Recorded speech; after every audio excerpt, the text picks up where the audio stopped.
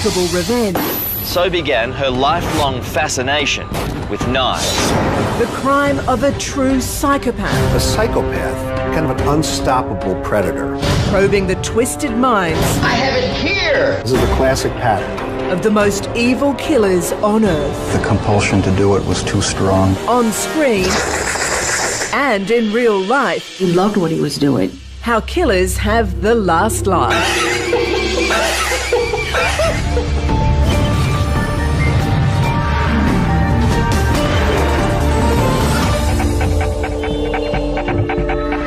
Hello, I'm Layla McKinnon. Welcome to Inside Story. Psychopaths and serial killers, they and their crimes are horrifying and repulsive. They're predators who lie, manipulate and murder with no remorse, nothing. Yet there's something strangely fascinating about them. Why else would millions of us want to see movies like Psycho or Silence of the Lambs? Tonight, Peter Stefanovic takes us into the disturbing world of the psychopath, and we should be ready for a few surprises. We should be, Layla, because while many psychopaths are quite rightly considered pure evil, they were born that way, but not all of them are bad. Some psychopathic traits lead people to great success across many different fields. That's right. As we'll see, not all psychopaths are bloodthirsty killers. It's just after 8 a.m, March the 1st, 2000, in the tiny village of Aberdeen, New South Wales. And inside this cottage, police are confronted with a scene of unspeakable savagery.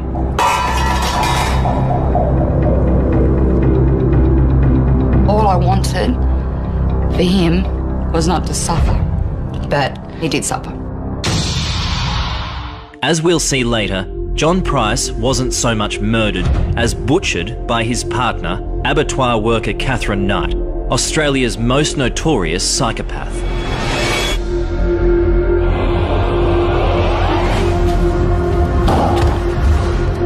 She cut parts of his body off and cooked them with vegetables to serve to his children, plated them up, stabbed photos of his children. She also fed parts of his body to the dog. People ask, how could she do something like that? Catherine actually enjoyed what she did that night. She's evil. I dead set believe she's evil. They lie, manipulate and even murder. But as you'll discover, that's what makes psychopaths so dangerous. They're simply incapable of most normal human emotions. Yet they often appear so sincere, so plausible, so, well, normal. A psychopath is a kind of an unstoppable predator. Tonight, we'll come face to face with some of the most infamous psychopaths of all time. Jeffrey Dahmer. After the second time, I didn't even try to stop it after that. Ted Bundy. Sure, I get angry. Very, very angry. And Charles Manson. You know, if I wanted to kill somebody, I'd take this book and beat you to death with it. I killed her. Isn't it amazing how matter-of-fact he is? With the help of our experts, we'll take you inside the mind of a psychopath to reveal just what makes them tick.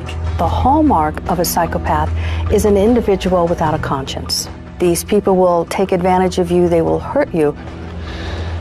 But be prepared for a big surprise, because psychopaths aren't always cold-blooded killers, and they're not as rare as you might think. They're all around us. In fact, there might be one sitting beside you, on the couch, right now. You don't have to kill a rape to be a psychopath. There's about 1% population are psychopaths. If you broaden it out to near psychopaths, it could be up to 5, 7, 8%. But many of them, most all of them, are not murderers or rapists. But they're not so pleasant to be around all the time. But what I really want to do is I want to reach in, rip out their heart, and eat it before they die. So yes, all those jokes about the boss being a psycho mightn't be so far off the mark after all. Greed, for lack of a better word, is good. But according to our experts, that same drive, ruthlessness and focus that makes your life a misery isn't all bad. When somebody comes into a room and they have that light around them, the charisma, that's fearless dominance. And great leaders have that, and they're very successful. They lie at the right time, they take great risks, and they can be quite aggressive. They're leaders.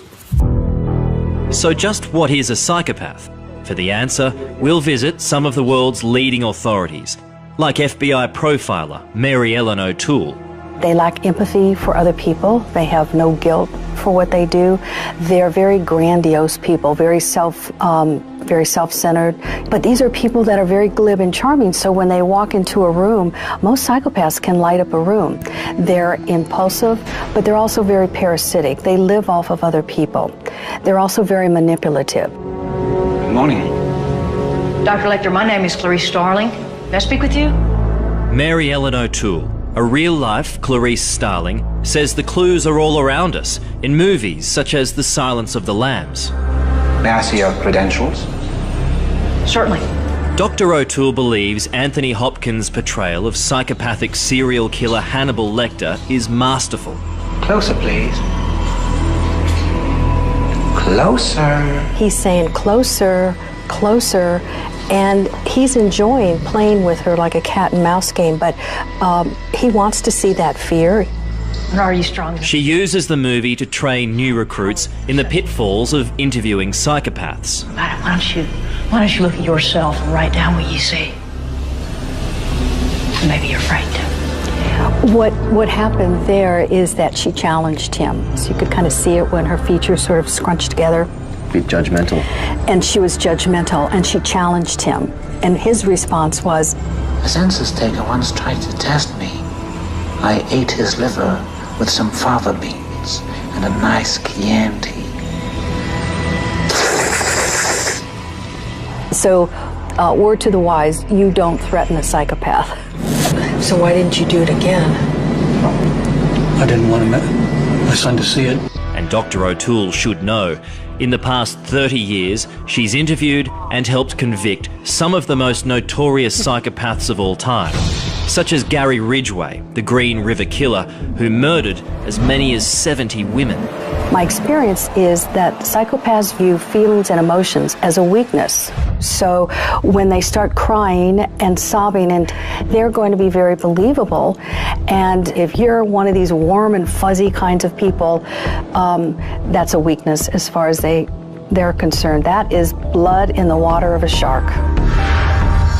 I stabbed a kid one time. Coming up on Inside Story, how the profiler snared America's worst serial killer. And I thought, those are the eyes your victims saw right before you killed them.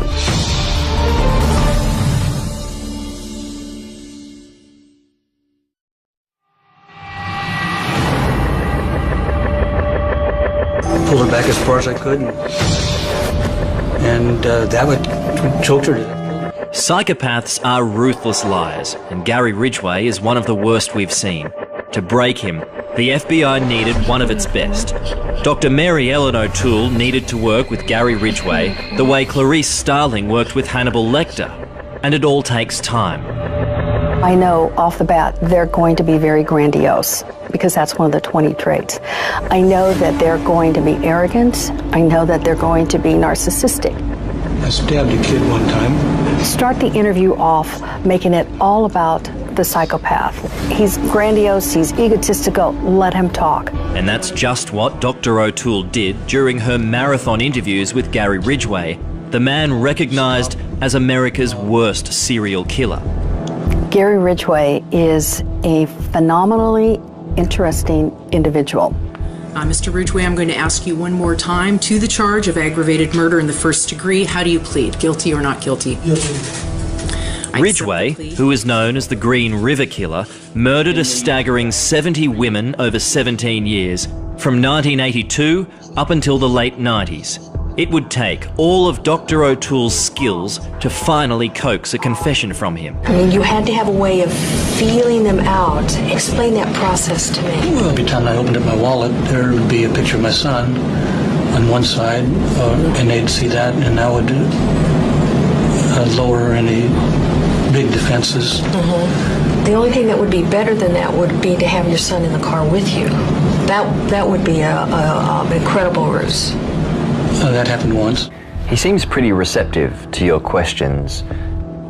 encouraging your train of thought by consistently going, Were you aware of that? I was. And you can see I'm sitting really close to him and I'm forcing him to look me in the eye, but I'm not at all accusatory or judgmental. It's two professionals talking about serial murder. Ridgway stalked and murdered prostitutes and runaways. His hunting ground, Seattle, was a city gripped by fear. Here's Gary Ridgway realizing that he's the one that is bringing Seattle to their knees. He's got the power. And I've actually had Gary tell me it's almost omnipotent, that he had the power of life and death over his victims. Took her into an area and my son was there and I killed her. I'm real sure my son didn't see it. But that only happened one time.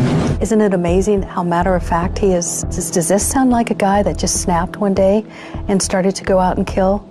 Or someone that's really thought through the human psychic of how do you pick up victims that you ultimately want to murder? For 20 darn long years. Thanks to the efforts of Mary Ellen O'Toole, Ridgway confessed to all his crimes and was sentenced to 49 life terms in prison. But that confession also spared him the death penalty. I hope you're right in hell. And at one point in the interview, I was pressing him on the emotions. The tearing stopped, his nose stopped running, and I could see the eyes. They're called snake eyes, and they exist in psychopaths, and they lose all the shine in them. And I thought, those are the eyes your victims saw right before you killed them. Here in Australia, investigators were confronted by that very same icy indifference when they interviewed psychopath John Wayne Glover, the notorious granny killer. He did not show any remorse whatsoever to any of the offences. He was very detached, and he would just talk openly to us as if he was doing the Saturday morning shopping. Retired Detective Dennis O'Toole was one of the men who captured Glover after a reign of terror that lasted 12 months. Glover stalked the affluent Sydney suburb of Mossman using a hammer to murder 6 elderly women. Well, obviously we have somebody out there who has got a very sick mind. I describe him as basically a bully, a coward, apart from being a thief and a serial murderer. The first to die was 82-year-old Gwendolyn Mitchell-Hill. She was walking home from the shops when Glover spotted her. He followed her to the foyer of her apartment and attacked, bashing her repeatedly with a claw hammer and strangling her with her own pantyhose. The pattern was set. Over the next year came 4 more random killings. 84-year-old Lady Winfreda Ashton, 85-year-old Margaret Pard, 81-year-old Olive Cleveland, and Muriel Falconer, 93. Essentially, he killed elderly ladies in order to feel a sense of power and control within himself. Not only were the crimes unbelievably brutal, what came next was the mark of a true psychopath. He robbed them of their monies out of their purses, and then he'd go to the RSL and shout people out of the proceeds of his stealing. He's murdered this person, he's stolen her money, nobody knows except for him. He feels very, very powerful, very much in control of everyone and himself. He then goes and buys everyone a round of drinks, and he's thinking quietly to himself, these people have no idea this money's just been taken from somebody I murdered. And that's where he would derive pleasure from that. Glover, a pie salesman in his 50s, had been in and out of trouble much of his life. As a teenager, he was convicted of stealing, and in his 20s he was found guilty of indecent assault. Ominously, all his life, Glover had serious issues with older women. He despised his mother, and I believe he despised his mother-in-law, whom he lived with for some time. And he certainly had a grudge against elderly women. Glover was finally arrested at the home of an old friend, 60-year-old Joan Sinclair. She'd become Glover's 6th victim before he tried to take his own life. When Dennis O'Toole's team burst into the house, he found the serial killer in the bath, barely alive. Must have been an awful lot of relief once you got him. I really can't recall any relief there at any stage, Peter, to be honest. Must have been a relief, but I can't say that I actually felt that relief. Dennis O'Toole would spend hundreds of hours interviewing Glover in prison over the next few years.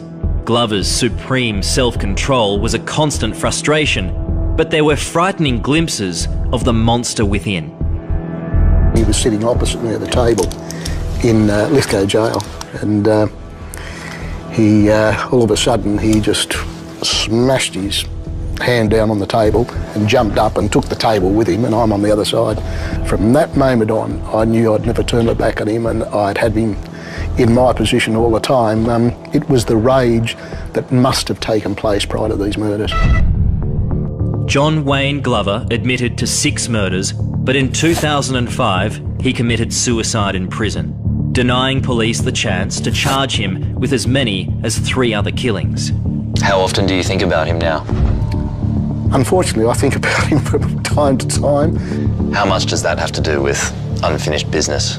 That you were so close to perhaps pinning 3 more murders to him? It just would have been good closure to the families, to the people that were involved. It's a long time ago, but people that are involved and were involved still remember. And I think it would have been very decent for them to know that he was the person responsible. Coming up, the most cunning predators. And I acted on my fantasies. Why they kill and kill again. Sure, I get angry. You're very, very angry.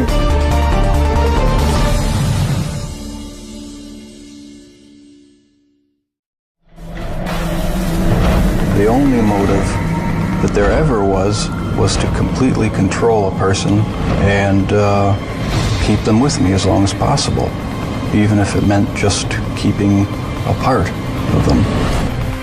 Jeffrey Dahmer murdered and mutilated 17 young men in a killing spree that lasted barely 3 years. I don't know, looking for something to, some way to find some fulfillment, some pleasure. He could be very charming, and many people can, but he could be glib, and he could be very seductive, and he was smart too, which really, he got away with things. Dahmer's victims were all picked up from bars and taken back to his house, where they were drugged, raped, killed, and then dismembered. He kept a body part from each man as a trophy. And I acted on my fantasies, and that's where everything went wrong. To most of us, the idea that someone could carry out these sickening crimes is unthinkable. So what made people like Jeffrey Dahmer and John Glover capable of such gruesome killings? Were they born bad, or did they turn bad? Well, the answer is both. Psychopaths are the product of nature and nurture. People would say, is it nature or nurture? And it turns out to be yes, because it's how they interact that's very important.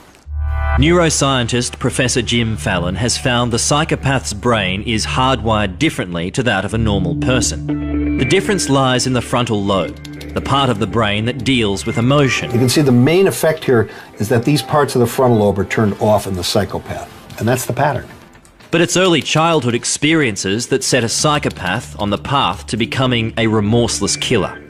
The first couple of years of life are really when this really changes and sets off or pulls the trigger on the bullets that the genes make up. We're talking about emotional or physical or sexual abuse, and the closer it is to the time of birth, the more the abuse has a devastating effect. And the abuse can be abandonment too. In Jeffrey Dahmer's case, his deeply religious father had psychopathic tendencies that he fought his entire life, while his mother abused prescription drugs, even during pregnancy. It looks like two bad bullets. One is his mother and that family had pretty big problems psychiatrically in terms of addictions and violence. And also on his father's side was also a tough character. He looks like somebody that was doomed, very early on. But if Jeffrey Dahmer was a doomed, tormented man, he wasn't showing it. At the height of his killing spree, he maintained an air of complete control. This unsettling home video, filmed during the time he was murdering and eating his victims. Well, you're looking good. Grandma was saying that she thought that you got quite a bit thinner, but you look fit. I don't know. Well, I've been surviving mostly on McDonald's food. It's just so much easier just to pop into a restaurant. But yeah, like I've said before, it gets too expensive, and it does. I have to start eating at home more. Dahmer's killings finally came to an end after the man he intended to be his 18th victim escaped from his apartment. When police visited the unit to interview Dahmer, a scene of utter depravity confronted them. In this barrel were 3 torsos, the fridge contained severed heads, while other gruesome mementos littered the house.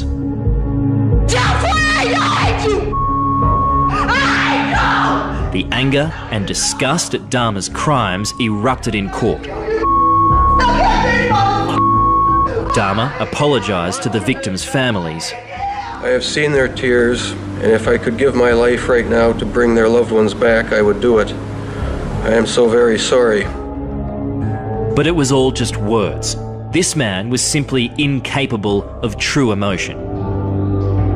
Sentenced to life imprisonment, Dahmer was himself murdered in a prison shower in 1994.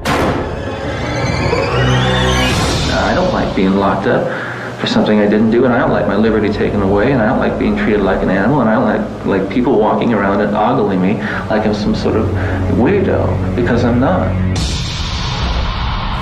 Like Jeffrey Dahmer, Ted Bundy was the product of deeply flawed genetics and a traumatic childhood. The mother had problems, the father had problems, he was abused very early on, and many people now suspect that the real father is his mother's father, his grandfather. And he was a very abusive, extremely abusive guy, and was probably a psychopath himself. Ted Bundy kidnapped, raped and murdered at least 36 young girls and women during a 4-year period in the 70s. But experts are convinced the final count is much higher. Now, Ted Bundy had almost every characteristic of a full-blown, categorical, primary psychopath. You're going to represent yourself, or you're going to get another attorney? I'm staying with the man I know best right now, and that's me. Outwardly, Bundy looked like a normal human being. He was handsome and charismatic. He was very glib, very charming. He could talk his way into anybody's life. And he was very callous, and he didn't have any real empathy. I wasn't a pervert in the sense that, people look at somebody and say, I know there's something wrong with him. In this interview, recorded just 18 hours before his execution, Bundy's calm demeanour belies the savagery of his crimes and his impending fate. Aware that I can't begin to understand the pain that the parents of these children that I have and these young women that I have harmed feel. And I can't restore really much to them, if anything. I won't pretend to, and I don't even expect them to forgive me, and I'm not asking for it. That kind of forgiveness is of God, and if they have it, they have it. If they don't, well, maybe they'll find it someday. Here in Australia, we can trace Katherine Knight's shocking murder of partner John Price all the way back to a dark and violent childhood. Her father was violent to her mother was violent to her father, and she was sexually abused. Now, a lot of the times children will take that and it will affect their personality, but only a very, very, very small group of people will take the violence that's inflicted upon them, fantasize upon it, and then when they get the opportunity, inflict it upon others. So when you get that true combination of perhaps an inherited predisposition towards violence, and you put that with a terribly abusive upbringing, that can create that perfect storm of the true psychopath. She's a very rare creature, and the crime that she committed was so abhorrent that most people couldn't believe it. Coming up, the daughter's warning that could have saved John Price. I used to tell Dad all the time, get rid of her.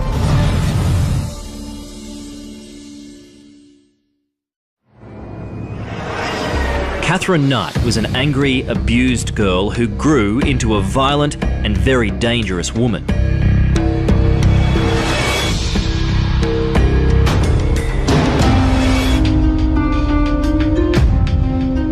She delighted in making people scared of her.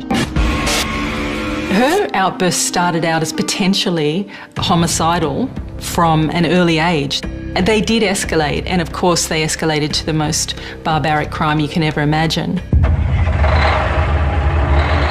The troublesome, bullying Knight left school at 15, soon getting what she described as her dream job, cutting up offal here at the local abattoir.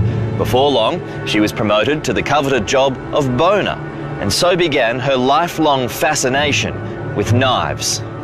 She had knives hanging above her head in bed. They were mounted upon her walls. She was very proud of them, almost more proud of them than any other possession that she had. Given the abuse she suffered as a child, Katherine Knight never had a normal relationship with any man. It was only a matter of time before it all went terribly wrong. I think that her destiny was sort of set in stone, at least by early adolescence. She was already extremely violent. She was fantasising about violence. She was incapable of feeling true empathy, true love towards anybody. Knight had a succession of doomed partnerships from her late teens. The first to feel her rage was abattoir worker David Kellett on their wedding night. She almost murdered her first husband by choking him because he didn't perform sexually the way that she expected him to. Kellett and Knight had 2 children, but the marriage ended after a few years. Her other relationships were just as volatile. Another partner didn't obey her commands, so she took his puppy, held him in her arms and in front of him, cut his throat and let the dog bleed to death in front of him. She smashed another partner in the face with an iron and then chased after him with him running from her, trying to cave his head in as well. Knight eventually met and started a relationship with a house-proud mine worker named John Price. Pricey, as he was known, was separated and lived here with 2 of his children, the eldest, Rosemary. He knew about Knight's violent reputation, but at first seemed remarkably unconcerned. She wanted Dad to marry her, and I said, don't you dare. And he used to make jokes of it all the time. Oh, I'm going to marry her. And we're going to have a baby, and I used to think he was a psycho. Pricey's daughter Rosie had her doubts about Knight from the beginning. So was your father a little blind to her conniving ways? Mm-hmm. Very.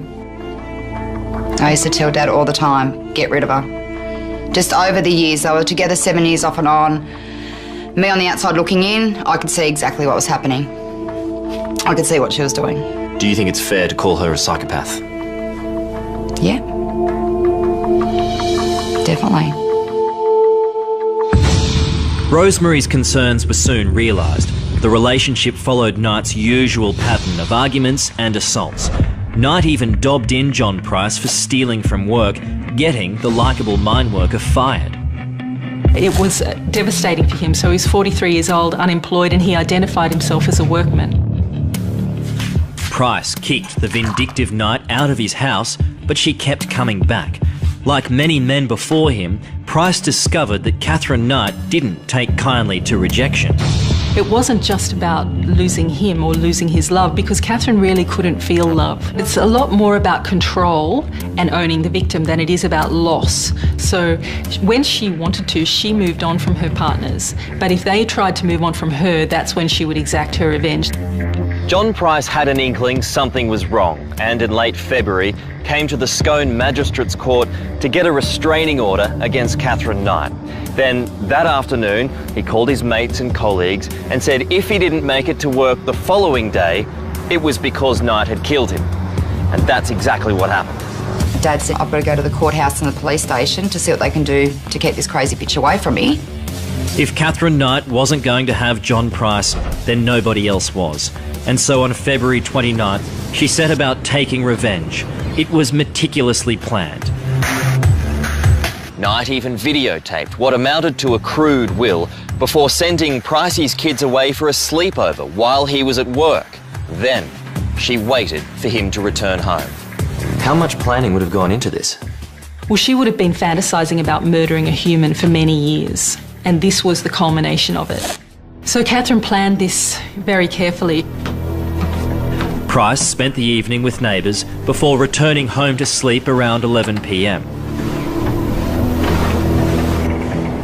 Knight arrived later and watched TV for a few minutes. Then she had a shower. She dressed in lingerie she'd brought that day before waking Price and having sex. When Pricey fell asleep again, Knight attacked. Viciously, ferociously, like the butcher she was, stabbing him at least 37 times. Then, a few hours later, the final act of revenge. She coldly and calculatedly skinned this man very, very carefully. In fact, it was so precise that upon autopsy they were able to re-put the skin back onto his body in a really grotesque way, but it actually fit back again. But Catherine Knight still wasn't finished. She cut his head off and boiled it. She cut parts of his body off and cooked them with vegetables to serve to his children, plated them up, stabbed photos of his children. She also fed parts of his body to the dog. In the middle of all this, Catherine stopped for a while, went up the road, withdrew $1,000 from his bank account and came home. Then, as the sun came up, Knight surveyed her handiwork.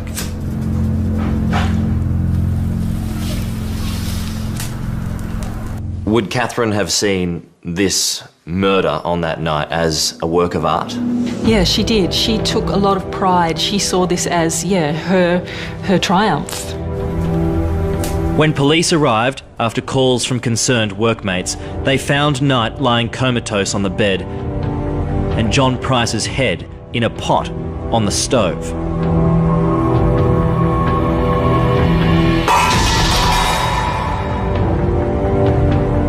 All I wanted for him was not to suffer. And he did suffer. He would have been in shock. So yes, he did suffer. He would have been, I think that's what I think of, how scared he would have been. He got out of the house though. He almost got out. He did get out. But she dragged him back in. This is after she stabbed him? Yep. She stabbed him the whole way as he was running down the hallway to get outside. The most terrifying thing to imagine would be in the face of somebody like Catherine Knight, who is in the fullness of her emotion. It takes an extreme amount of pressure or stress to get a psychopath to feel, and she would have been really reveling in that moment. Catherine Knight pleaded guilty to the shocking murder. She is one of just 4 Australian women to have her file marked never to be released. How do you block that out? How do you move on from something like that? I sort of look at it how my dad would have dealt with it.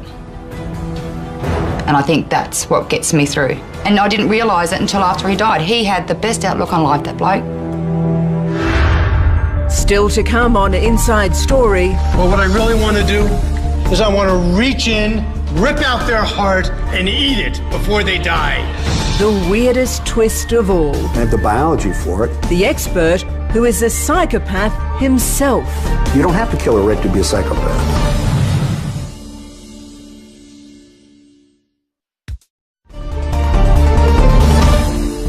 Prepare yourselves for a shock.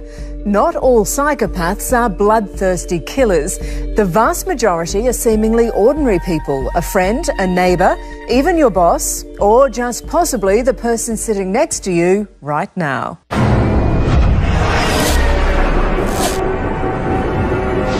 Do you feel blame? Are you mad? Do you feel like This is what most of us think a psychopath looks and sounds like. Charles Manson, who led a cult known as the Family, masterminded Hollywood's infamous Helter-Skelter killings in 1969. His brainwashed followers slaughtered 7 people, including Sharon Tate, the pregnant wife of film director Roman Polanski. You've got it stuck in your brain that I murdered somebody. Manson has been in prison for more than 40 years, and he's still maintaining his innocence, still showing no remorse. What do you want to call me a murderer for? I've never killed anyone. I don't need to kill anyone. I think it. I have it here.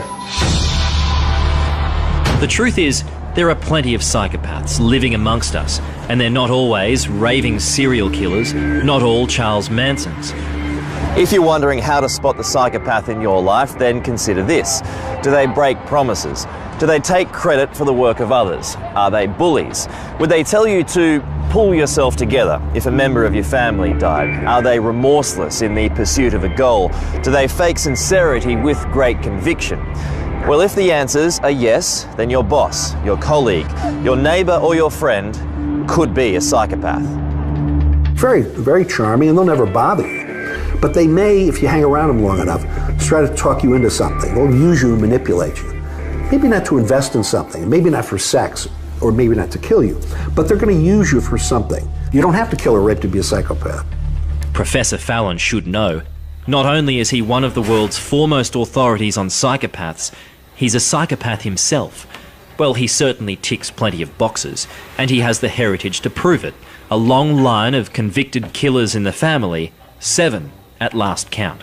So I'm, kind of a borderline. I'm not a full psychopath at all, but I have a lot of traits, and I have the biology for it, and it never quite made sense why I wasn't a really much worse character, no angel, but why I wasn't really a criminal, because I have all those capabilities and genetics, and I realized what a wonderful environment, what a wonderful life I had growing up.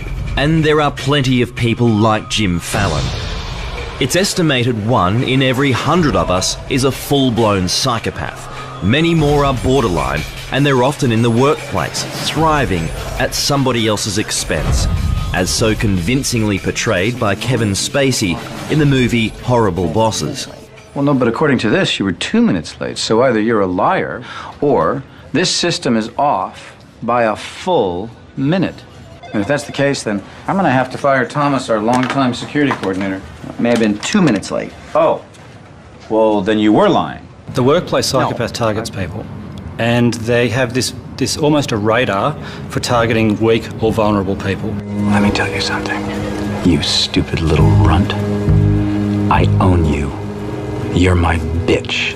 So don't walk around here thinking you have free will, because you don't. I can crush you anytime I want. The psychopath identifies that unique psychological need the victim wants and gives that and then takes it away repeatedly. For months you've been hinting that I was in line for that promotion? And look how hard you've been working. What, you were just lying to me? Lying? No, Nick. Motivating. They use third parties as well. So they spread gossip. They take out most of the team members and do fun things. And everyone enjoys being with the psychopath except the victim. And the victim is isolated from their team. That's the start of the process to actually break that person. I've been in that position for 8 years now. Why would I stay here after being treated like this? Well, because I'd make sure that nobody in the industry would ever hire you again. Bullshit. No, because they're going to want my letter of recommendation, right? So I'm perfectly willing to write that you are an insubordinate, dishonest drunk. We get this right today. We'll squeeze some of those shorts. Squeeze them hard. And it's the dog-eat-dog world of high finance the psychopath can truly prosper. Here, they're right at home with the likes of Dick Fuld, head of the failed Lehman Brothers, a man legendary for ruling through fear and intimidation, 2 classic traits of the psychopath. Soft, I'm lovable. But what I really want to do is I want to reach in, rip out their heart, and eat it before they die. The thing about the workplace psychopath is it's not so much about money. It's more about power and control over people. And some of the psychopaths I've spoken to who are high up in organisations actually wish that they were back at the start, low in the organisation, because quite frankly they're bored. They've manipulated people, they've played the games. It's all about the game itself. So the money is just a bonus. But for all the misery psychopaths can inflict on our lives, throughout history they have sometimes played a pivotal role in war and peace. We need them to fight our wars. We need them to go over the mountain, to have sex with other tribes. It's not a very good thing for personally or for your family. But if you look at what's good for the survival of the species, these things that are very positive for the survival are psychopathic.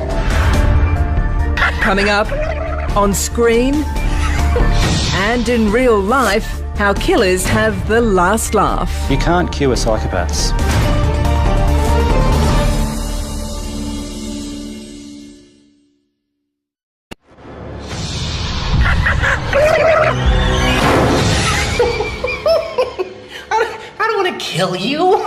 What would I do without you? He's one of the best movie villains of all time.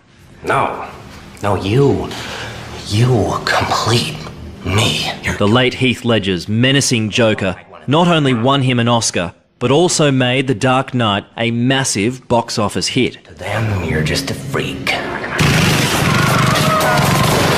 But it's not only great entertainment. Heath Ledger's deranged criminal mastermind is also a frighteningly accurate portrayal of a psychopath. In fact, FBI profiler Mary Ellen O'Toole rates it the best.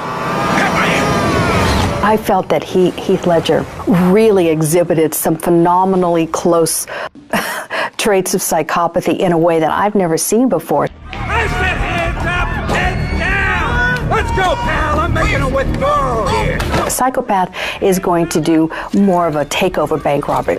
They're not going to go in and just hand the teller quietly a notice. On the ground! Stay on the ground! Nobody make a move! And then they're putting the money in the back of the school bus, and one of Heath Ledger's or the Joker's colleagues turns to ask him a question, and Heath Ledger, just without even thinking about it and in a very casual way, turns and shoots his colleague. What happened to the rest of the guys? So you see there's no loyalty there with a psychopathic individual. Criminals in this town used to believe in things. Honor, respect. Look at you. What do you believe in, huh? What do you believe in? I believe whatever doesn't kill you simply makes you stranger. While the Joker may have faded into the shadows of Gotham City, in real life, the endings aren't always so neat. And many of the most notorious of psychopaths, like Ted Bundy and Australia's granny killer John Glover, went to their graves refusing to admit to all of their crimes. So they're in prison and they still have something over society because they still have all of these homicides police want to solve, and they're the only ones who know about this. And the ultimate thing for the psychopath is power and control. Former detective Dennis O'Toole visited John Glover in prison more than 30 times in the hope he would admit to 3 other murders. We needed a confession, and he was very much aware of that, and it was a cat and mouse game between he and I for a number of years. I continued that liaison with the hope that he would eventually, some shred of humanity would come out of him. But Glover had no humanity. He committed suicide in 2005, taking his secrets with him. I think I went and had a drink, I must admit. I couldn't believe that over all those years and the frustrations and the letdowns that he'd escaped this. It was very frustrating. Unfortunately, there's nothing we can do about that. What's happened's happened, but yes, it was just all wasted. How often do you think about him now? I do think of him from time to time, and unfortunately, as with probably some of the other members of the task force, I do dream from time to time about I wish I didn't, but it's there. A true psychopath is a complicated specimen to understand. Many think that they are insane and should be locked up in psych wards. What we learn tonight is that they are cunning and conniving liars, arch manipulators with no empathy. But can they be cured? I have a textbook on my shelves that says that the shortest chapter in psychiatric history is how to cure a psychopath, because there really isn't any evidence that once their personality is developed that we can change that. You can't cure psychopaths. In fact, we know that rehabilitation programs, at least for the criminal ones, make them worse. And the reason it makes them worse is because it teaches them social skills that they then use to better manipulate their victims. So all we can do is manage a psychopath. For Catherine Knight, the woman who so brutally murdered her partner John Price, that means life behind bars, never to be released. Do you think she can be cured? No. But that doesn't stop Rosie Price wanting some answers. Because I went through a stage where I just wanted 5 minutes with Catherine with a baseball bat. Just put me in a cell with her for 5 minutes. And I want her to suffer just as much as we have to. Let her think about it every single day for the rest of her life, like we have to. Do you think she's doing that?